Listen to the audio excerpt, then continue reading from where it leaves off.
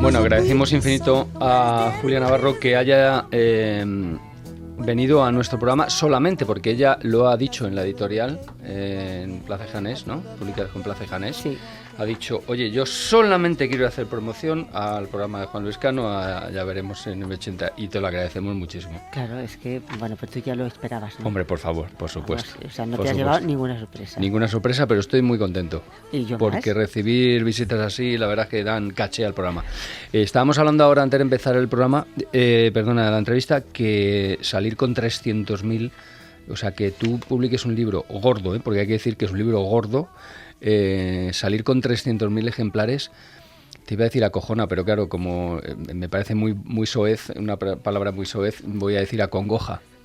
¿No? Da vértigo. Acongoja. Da vértigo. Produce vértigo. A mí, bueno, yo tengo un enorme sentido de la responsabilidad y entonces cada vez que saco un libro y en la editorial me dice, pues vamos a sacar tanto, yo casi tengo ganas de decirle, oye, ¿no podríais sacar un poquito menos? Porque salir con 5.000 y luego ya si acaso. Porque pero además mola mucho porque eso lo hacen también las editoriales de vez en cuando, sacar pequeñas tiradas para luego decir 97 ediciones. Sí, efectivamente. Efectivamente, en el caso mío ya le han dicho la cifra, o sea que... No, además, ¿sabes qué pasa? Que tú sales con una primera tirada de 300.000 libros y vender 200.000 o 150.000 es un fracaso, no para ti, sino para la editorial. Ah, no, eso por supuesto.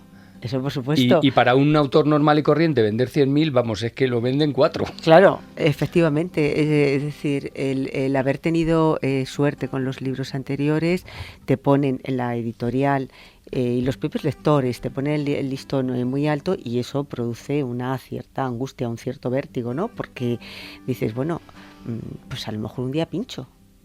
Y a lo mejor pinchar es que en vez de vender los 300, vendo 150. Claro, y entonces, que lo quedarían algunos, ¿eh? Bueno, claro, pero en ese momento claro. se vería como un fracaso. De todas maneras, si pincho, en pincho va dir en pancho. Vols que em punxa amb bon punxó? En pancho va dir en pincho. Punchen, pero la pancha no. Te has quedado flipada. Bueno, ahora hablaremos del libro, Historia de un canalla. Pero antes quería seguir hablando un poco en este tono de que estamos más general, ¿no? 30 ¿El tono lo tengo bien o como Sara? Un poquito más alto, ¿no? Sí, o sea, yo te voy diciendo. Me voy un poco arriba, ¿no? Yo te voy diciendo. No, digo en el aspecto general de la literatura, ¿no? de los escritores que publican grandes libros. Los derechos de este libro los han comprado en 30 países y tú visitas muchos de ellos. Todavía no, los derechos de los anteriores. Los anteriores se han comprado en 30 países. Este acaba de salir y por ahora, lleva 3 días en la calle. Sí saldrá en inglés, en Estados Unidos, en octubre ya lo están traduciendo. También saldrá en Alemania, en Italia, en Portugal. Son los primeros países que han comprado ya los derechos del libro. Pero llevamos... ¿Qué tal te leen por allí? Perdona, esa era la pregunta que iba a hacer. Vaya. Mucho mejor. Hecha tú, por supuesto. Por supuesto. Tú lo harías mucho mejor que yo. Yo te iba a decir, la voy a repetir yo, que soy el director del programa. Hombre, claro, que manda. Claro. ¿Son diferentes los lectores dependiendo de allá donde estén? Sí, claro que sí. Por ejemplo, el público norteamericano es un público muy complicado, al que las historias europeas prácticamente no le interesan a una minoría, pero no a una gran mayoría. Publicar en Estados Unidos es una cosa y vender libros es otra. Ahora mi editorial está muy ilusionada con este libro porque es una novela muy neoyorquina. Bueno, de hecho está ambientada en Nueva York. Y bueno, y es un poco la sociedad neoyorquina. Entonces, están muy ilusionados pensando que no solamente vamos a publicar, sino que vamos a vender. ¿Y has estado allí para...? He estado allí para presentar el libro. No digo que si has estado allí tiempo como para saber cómo... He estado yendo y viniendo a Nueva York, y Nueva York es una ciudad que yo diría que casi es un personaje más en esta historia de un canalla. Sí, sí. La historia de un protagonista que, como el título dice, es un canalla, un tipo sin escrúpulos. ¿Cómo puede uno ponerse delante de un papel a defender a un personaje como ese? No, es que yo no le defiendo. Sara, defender me refiero a levantarlo. Vamos a ver, Sara, yo no me iría a tomar un café con Thomas Spencer. Bueno, es que es un cerdo. O sea, es un tipo... Es un tío asqueroso. Eso tiene es un tío asqueroso. Coincide con el tuyo. Sí, pero el mío es en otro tono, pero... No, en otro tono y en otra realidad. No, este es la historia de un personaje absolutamente resentido, que se mueve en un mundo absolutamente glamuroso, que es el mundo de los negocios, de la comunicación, de las modelos, del cine, etcétera, del Nueva York de nuestros días, y es uno de los muchos personajes sin escrúpulos que andan por la vida y que son realmente peligrosos. ¿Tú has querido dar un pequeño mensaje, por decirlo de alguna manera, para advertir que hemos errado el sentido del éxito? Desde luego hemos errado el sentido del éxito, y sobre todo lo que a mí me gustaría con Sube este un poquito libro... el tono, Julia. Me he venido abajo, ¿no? Sí, me he ido abajo, vale. Tú hazme señas. Sobre todo, yo lo que me gustaría es que este libro fuera como un retrato, una foto de lo que es la sociedad actual, una sociedad en la que el individualismo empieza a impregnarlo todo, aunque con la crisis hemos visto que, por lo menos en esta parte del mundo, hemos visto unos ejemplos de solidaridad importantes. Si no hubiese sido por la solidaridad, yo no sé cómo habríamos en este país, desde luego. Por eso, no sé cómo habríamos podido vivir estos años tremendos de crisis. Pero nuestra sociedad es cada vez más individualista, y sobre todo quería dar pues un elemento de reflexión sobre lo que significa el mundo de la comunicación. Bueno, el mundo de la comunicación... entendido como las grandes agencias de comunicación. No, pero me refiero que no solamente el mundo de la comunicación, también has querido hacer o mostrar al mundo, porque al fin y al cabo va a salir publicado en todos los sitios, el papel de la comunicación en tanto en cuanto existe la política, sí, y los poderosos. Y los poderosos, claro. En los últimos 30 años han cambiado todos los paradigmas de nuestra sociedad, más que casi en todos los siglos anteriores, por las nuevas tecnologías. Es decir, estamos en una sociedad absolutamente hipercomunicada. Eso tiene unas partes absolutamente positivas, porque nos podemos enterar al momento de lo que sucede en cualquier rincón del mundo, pero también es muchísimo más fácil al final de intentar manipular a los individuos, a los ciudadanos, porque recibimos tantos mensajes, tantos inputs, que al final no filtras, efectivamente. Más fácil manipular. Además, a veces el exceso de información termina en la desinformación, ¿no? Entonces, bueno, es una reflexión también sobre la sociedad de la comunicación en la que estamos viviendo, y a mí también me preocupa que todo ese bombardeo de mensajes que recibimos, no seamos capaces de analizarnos y poder discernir bien qué es lo que nos están contando.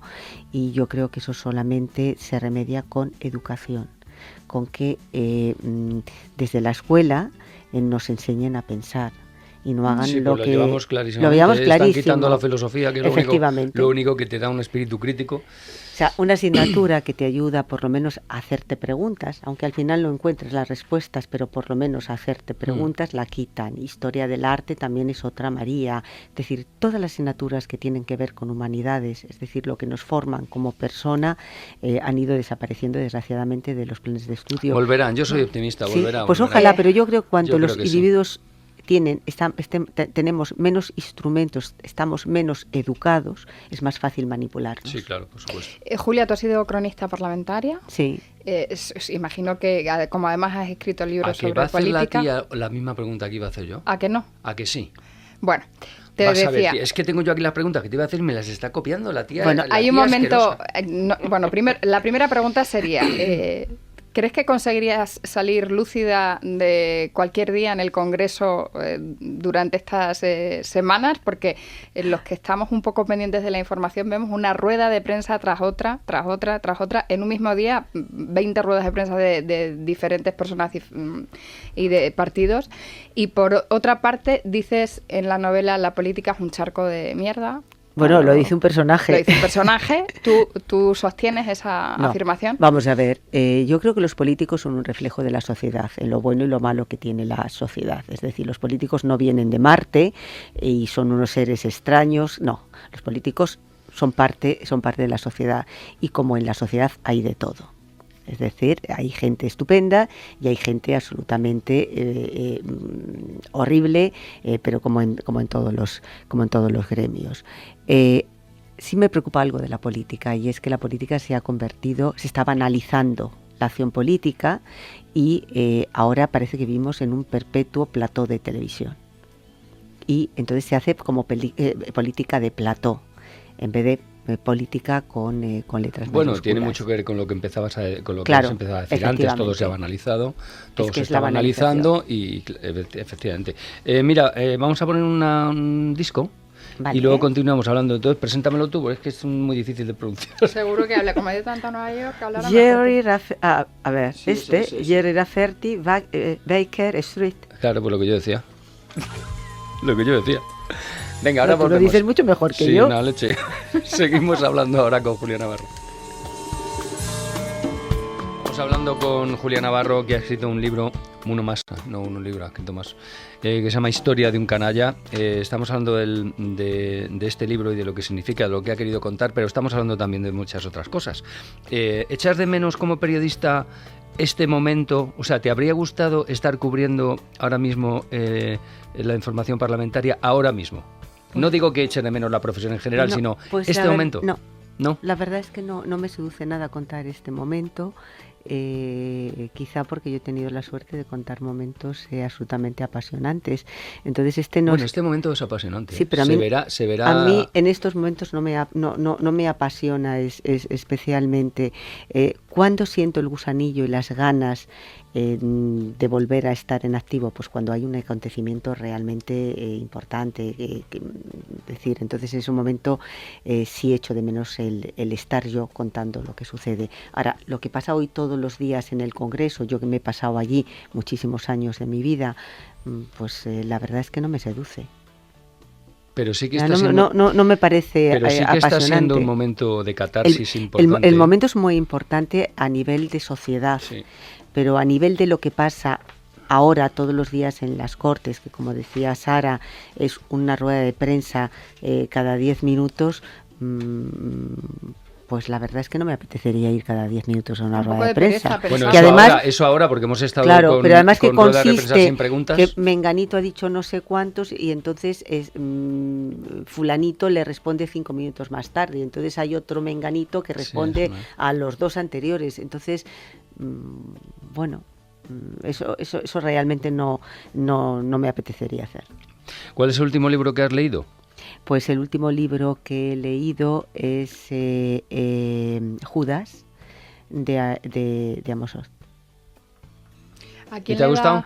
Sí, es una historia complicada, dura, pero muy interesante. Yo te quería preguntar a quién le... Bueno, de todas maneras, el último libro o el primer libro que voy a leer esta noche cuando salga de aquí es El hombre que surgió del rímel. Claro. O sea, lo necesito Léelo. Sonreír. Te vas a reír. Necesito sonreír, por lo menos sonreír. No. Entonces, tiene más pretensión como que esa. He terminado de leer anoche Judas, entonces este es el libro que me voy a leer esta noche. Ole. El hombre que surgió del rímel. ¿Quién es la primera persona Navarro, que lee un libro de Julia Navarro? Es decir, cuando Julia Navarro da a las últimas 3 letras fin, ¿quién es la persona que lo lee? Pues lo primero que hago es imprimir, guardar porque yo no sé corregir en el ordenador, o sea, corrijo, pero corrijo fatal. Lo guardo en un cajón, lo dejo allí reposar una semana, lo leo, hago una primera corrección y luego se lo dejo a mi marido, Fermín Bocos. Entonces él es mi prueba del algodón. Yo le voy mirando la cara. ¿Es duro? Sí, porque nunca me dejaría hacer el ridículo. Entonces, no, es bueno tener un... Entonces me fío de él mucho más de lo que me puedo fiar de mi editor o que me puedo fiar de nadie.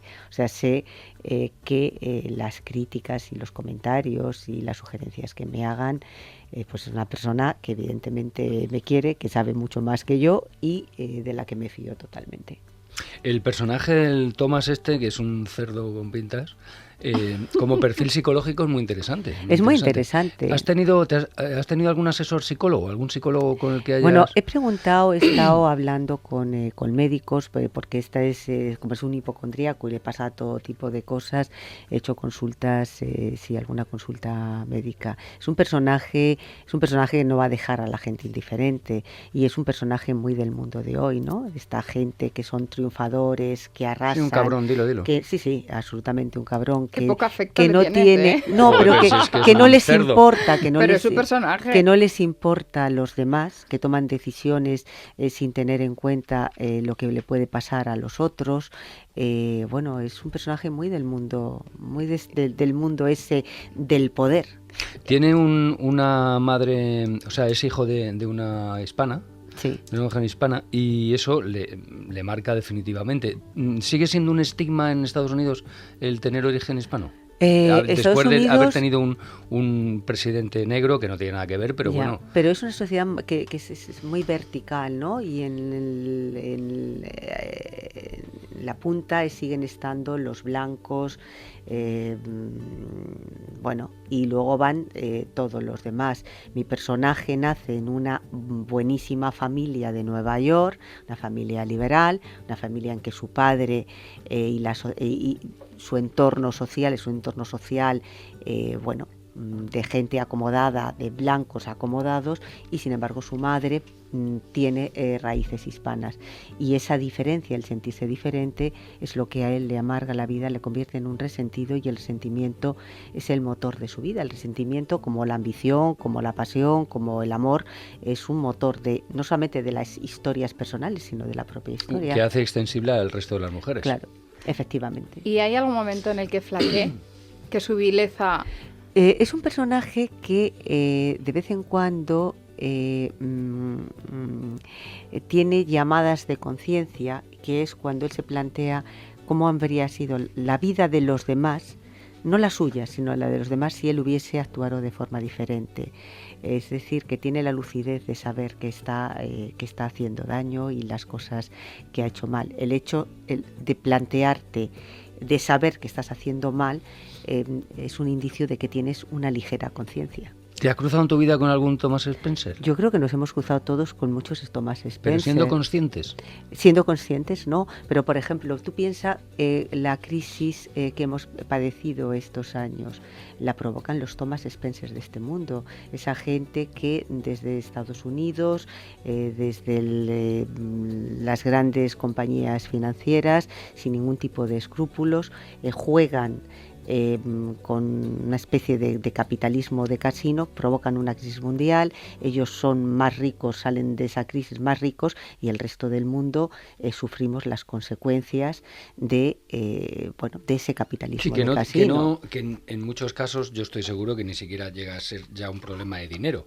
No es un problema de dinero, ni siquiera es un problema de dinero. Están en la cúspide del poder, y para esa gente los demás es que no tenemos rostro, no existimos, da exactamente igual que haya millones de personas que se hayan quedado en el paro, que haya millones de personas que hayan perdido su casa, que hayan perdido su vida o su proyecto de vida. Es decir, ellos están en el vértice más, ¿no? de la pirámide, mueven el dinero, especulan, hacen todo tipo de canalladas sin importarles las consecuencias que va a tener en los demás, de manera que Thomas Spencer, yo creo que hay muchos. Otra cosa es que los Thomas Spencer no van diciendo, buenas, soy un canalla. Tú puedes conocer un tipo que dices, mira, pues parece que es un poco ambicioso, parece que tiene pocos escrúpulos, pero parece simpático, glamuroso, se rodea de un mundo de vino y rosas, pero eso no significa que sea un auténtico canalla. Lo que pasa es que los canallas no van diciendo, buenas, soy un canalla. Soy un canalla, claro. Bueno, Julia Navarro, ha sido un verdadero placer, un honor tenerte aquí. Y nada, que no sé qué decirte más. Que triunfe, que triunfe. Muchas gracias. Bueno, lo único que te digo es que como dentro de poco hoy vea o lea la noticia de segunda edición de Historia de un canalla, ya me voy a cagar, porque habiendo sacado la primera 300.000, pues claro, ya te cagas. Muchas gracias, de verdad. Enhorabuena a los premiados. Oye, muchísimas gracias a los dos. Sube un poquito el tono. Subo el tono, ¿no? Bueno, ahora voy a escuchar a Sara y voy a ver si me contagio un poco, porque ella se viene arriba bien. Sí. Yo lo intento, pero bueno, lo que tiene ser subordinada es que nunca lo consigues del todo. Lo que tiene ser subordinada es que no me hace ni puñetero caso, pero a mí me mola. Gracias. Muchísimas gracias a vosotros.